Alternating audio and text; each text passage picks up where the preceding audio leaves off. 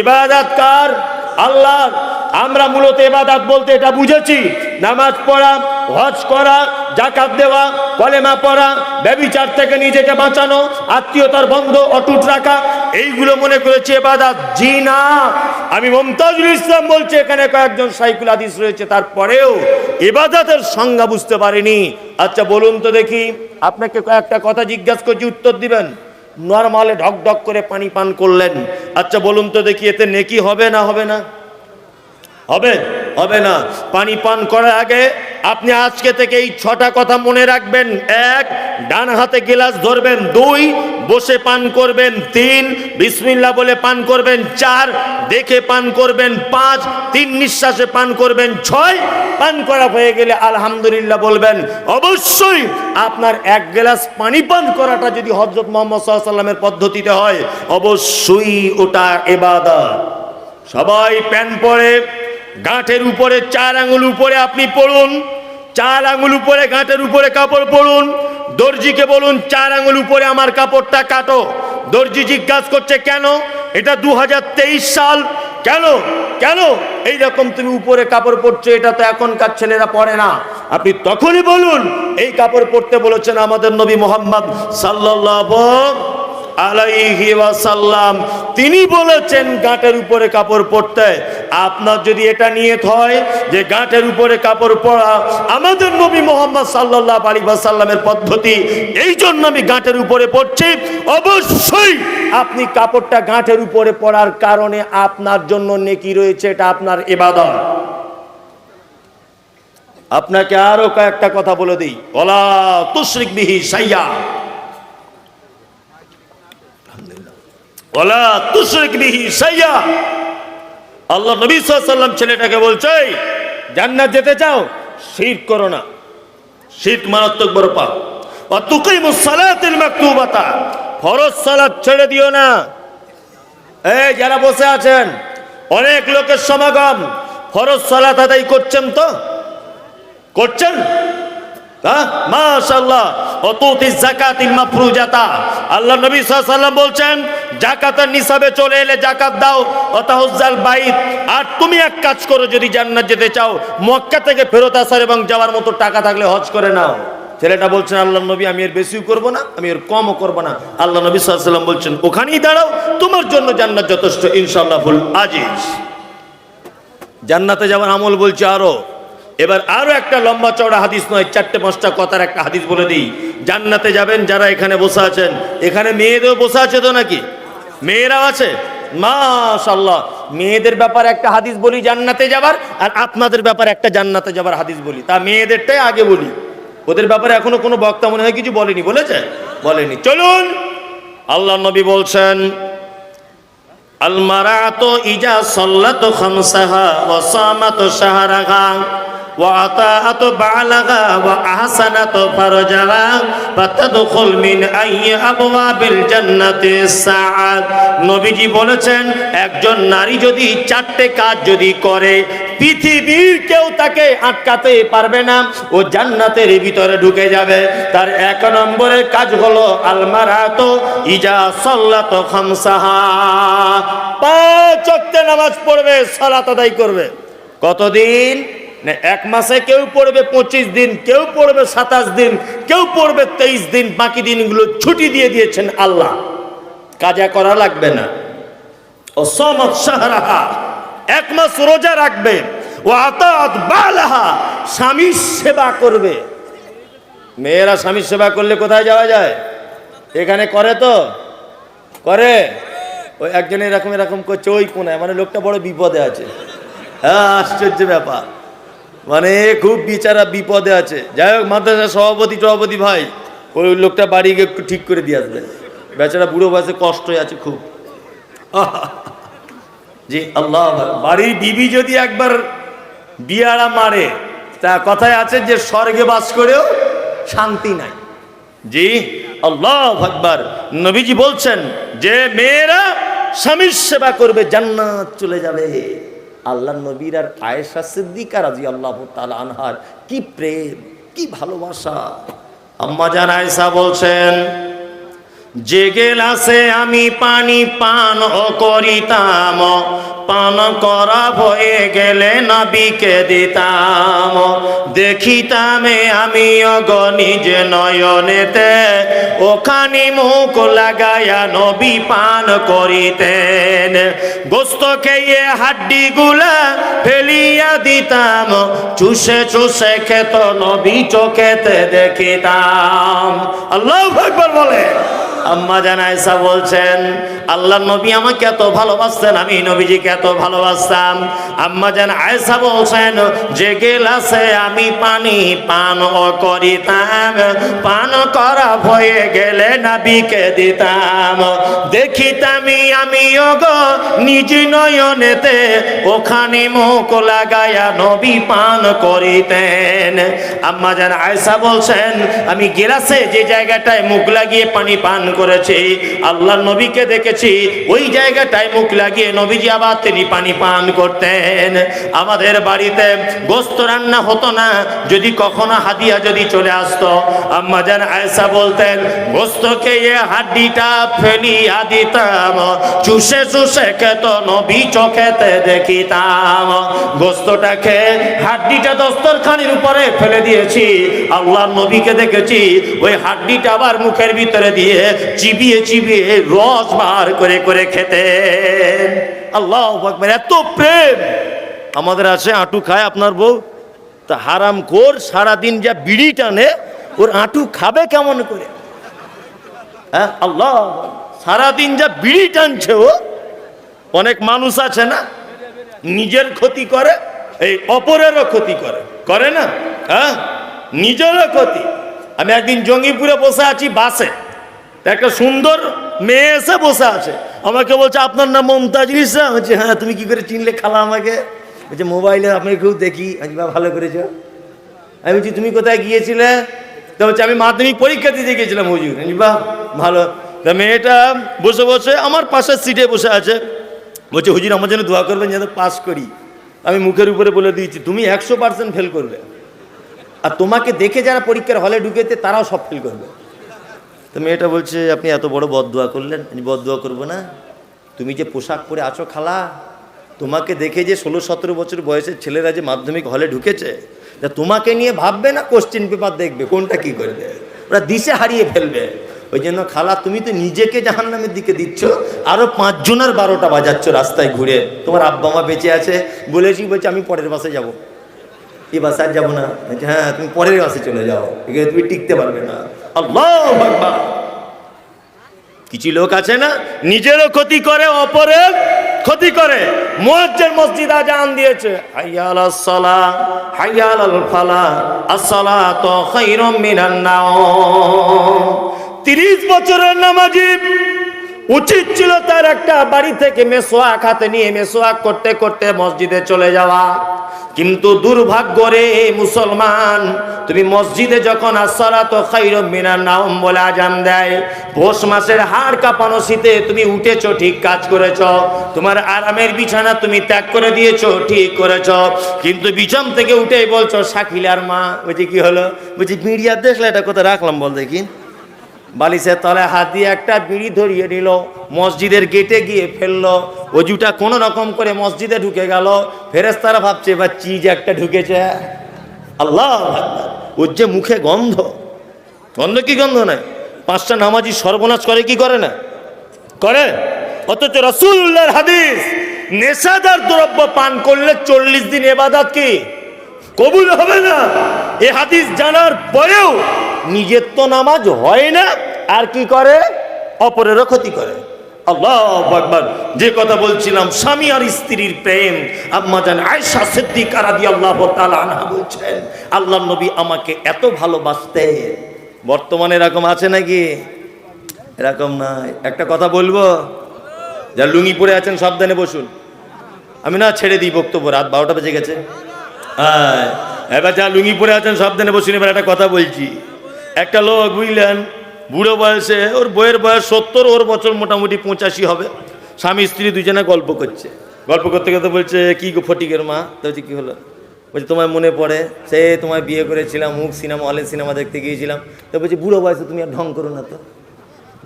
নাতিপুতি কেউ ঘরে নাই তো, দুইজনে বসে বসে প্রেমের গল্প গাইছে। তা বুড়োটার একটু অসুখ আছে, শ্বাসকষ্টর অসুখ, দমের কষ্ট হয়। আল্লাহু আকবার। তা লোকটা বলছে, কি গো ফটিকের মা, আজকে মনে হয় আমি আর বাঁচবো না, আমার যা দমের কষ্ট বেড়েছে, মনে হয় আজকে আজরাইল চলে আসবে। স্বামী স্ত্রী দুইজনা ঘরের ভিতরে শুয়ে আছে, হ্যাঁ, এখন মশারি টেঙে বারান্দায় শুয়েছে, কেউ বাড়ি নাই। তা ওদের বাড়ি একটা এঁড়ে গরু ছিল। এঁড়ে গরুটা এখন কোনো রকম দড়ি ছিঁড়ে পালিয়েছে গোয়ালঘর থেকে। বালতিতে খোল ভিজানো ছিল, খোল বুঝেন, গরুকে দেন, খোল ভিজানো ছিল। এখন এই বালতিতে গরু খোল খেতে গিয়ে ও শিঙে এখন বালতিটা লেগে গেছে, নিয়ে এসে দরজাটা ফাঁস করে মেরেছে।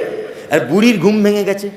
বুড়ি ভাবছে, উড়ি বাবা, আগে তো কোনোদিন এরকম প্রাণী দেখিনি, তাহলে ও মনে হয় আজরাইলের কথা বলছিল, এই সেই আজরাইল হবে। ও মশারি থেকে বার হয়ে গেছে, বার হয়ে এক সাইডে দাঁড়িয়ে আছে। বুড়োরও কিন্তু ঘুম ভেঙেছে, বুড়োরও ঘুম ভেঙেছে। বুড়ো দেখছে, দেখি বুড়ি কি করে। এবার গরুটা আস্তে আস্তে আস্তে আস্তে করে বুঝলেন ওই মশারির দিকে যাচ্ছে, বুড়িটার দিকে। তখন বুড়ি বলছে, আমার দিকে কেন আসছিস, যে অসুখ তার দিকে যা, আমি তো সুস্থ। ও বুড়োটার দিকে যা, আমার দিকে কেন আসছিস। সকালবেলা বলছে, কারিশমার মা কত ভালোবাসো বলো। বলছে, তোমায় ছাড়া বাঁচবো না। বলছে, ওই এড়ে গরু দেখে যদি আমার দিকে পাঠিয়ে দিস, আমি মরে গেলে তুই তো আর একটা বিয়ে করবি রে। কঠিন বাবা জি। এই হচ্ছে আমাদের স্বামী স্ত্রীর ভালোবাসা। খুব সাবধান। নবীজি বলেছেন, আহসানাত ফারজাহা, নারী যদি জান্নাত যেতে চায় নিজের লজ্জাস্থানে হেফাজত করবে, পর্দা করবে।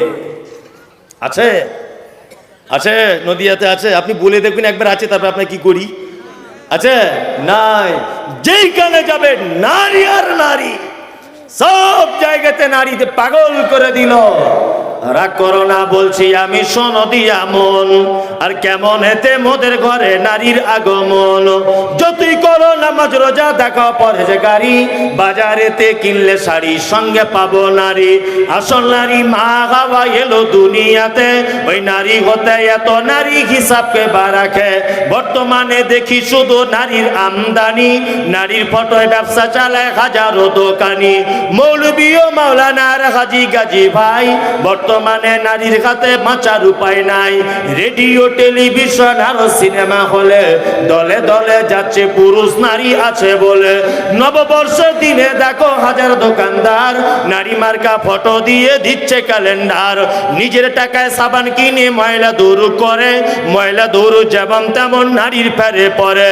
বাজারেতে চা বিস্কুট আনে সবাই কিনে, সেটাই দেখো নারীর ফটো বিস্কুটের ওই টিনে। আলকাতরা টিনে দেখো নারীর ফটো আছে, বেশি দামে আলকাতরা বিক্রি হবে বলে। পানের সঙ্গে জর্দা খাবে 300 পাতির কোটো, সেটাই দেখো বাধা নাইকো আছে নারীর ফটো। দেশলাইটা হাতে নিয়ে ঠুকতে যাব কাঠি, ঠোকার আগে তার উপরে আছে নারীর পাটি।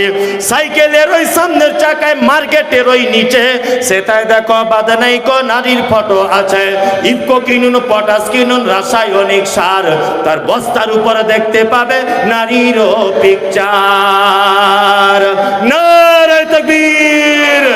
আল্লাহ নবী বলেছেন, ওয়া আহসানাত ফারজাহা, ও জগতের যত নারীরা চারটে কাজ যদি করে নাও, ফাতাদখুল মিন আইয়াবওয়াবিল জান্নাতে সাআত, জান্নাতের 8টা দরজার মধ্যে যে কোনো দরজা দিয়ে তুমি ঢুকে যাবে, পৃথিবীর কেউ তোমাকে বাধা দিবে না। তার 4 নম্বর হলো ওয়া আহসানাত ফারজাহা, তুমি তোমার লজ্জাস্থানের হেফাজত করবে।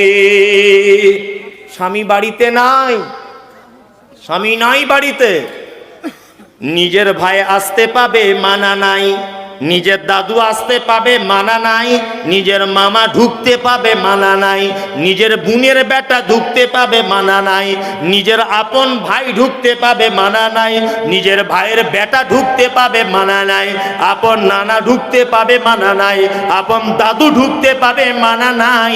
কিন্তু তোমার স্বামী যখন বাড়িতে থাকবে না, তুমি যদি বলো এটা আমার পাতানো ভাই চলবে না, পাতানো মামা চলবে না, পাতানো জামাই চলবে না, পাতানো কুটুম চলবে না, পর্দা লাগবে। অনেক মেয়েরা বলছে না, হ্যাঁ বলছি এটা আমার পাতানো মামা হয়। বাবা, তোমার মামা যে তোমার 12টা বাজিয়ে দিবে সুযোগ পেলে, তুমি জানোই না।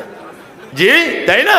তোমার সঙ্গে এমন খারাপ আচরণ করবে, তোমার মামা তোমার হিতে বিপরীত হবে। কথা খারাপ নিবেন না, বর্তমান ঘটছে, বলছে এটা আমার পাতানো ভাই হয়, রাস্তায় দেখবেন ভাই সর্বনাশ করে দিয়ে গেছে। ঘটছে না? ঘটছে। ইসলাম খুব সহজ, মানতে পারলে সহজ, না মানলে খুব কঠিন। রাসূলুল্লাহ বলেছেন একটা নারী জান্নাত চলে যাবে। চলুন এবার আর একটা হাদিস বলে দিই, জান্নাত যাবেন তো সবাই। এবার একটা হাদিস বলবো না, এবার একটা কোরআনের আয়াত বলে দিচ্ছি। আল্লাহ তাআলা বলেছেন ঈমান আনার পরে পরে ভালো কাজ করতে হবে। কয়েকটা ভালো কাজ বলে দিলাম হাদিস দিয়ে, এবার আর একটা ভালো কাজ কোরআনের আয়াত দিয়ে আপনাদেরকে বলে দিয়ে তবে বিদায় জানাবো। এক, আচ্ছা সারা পৃথিবীতে যত ভালো কাজ রয়েছে বলুন তো দেখি, পৃথিবীতে মানুষ হিসাবে যদি কারোর মাধ্যমে যদি জান্নাত যাওয়া যায়, আচ্ছা বলুন তো কার মাধ্যমে জান্নাত যেতে হয়? মুহাম্মদ সাল্লাল্লাহু আলাইহি ওয়াসাল্লাম, উনি তো আপার লেভেলের মানুষ। পৃথিবীতে বাবা মা, এই ঠিক বলেছে, এদের মাধ্যমে কোথায় যাওয়া যায়? কোথায়? জান্নাত যাওয়া যায়। আচ্ছা এবার একটা আপনাদেরকে কথা জিজ্ঞেস করছি, খুব হুঁশ করে বুদ্ধিতে করে উত্তরটা দিবেন। আচ্ছা বলুন তো সারা পৃথিবীতে যত দান করার জায়গা আছে আর উত্তম দান আছে, সব থেকে উত্তম দান করার জায়গা কোনটা? মসজিদ, বলছে মাদ্রাসা, তাই তো।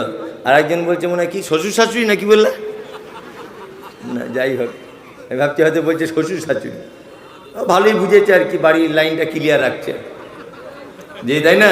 হ্যাঁ যাই হোক, ও একেবারে খারাপ বুদ্ধি নয়।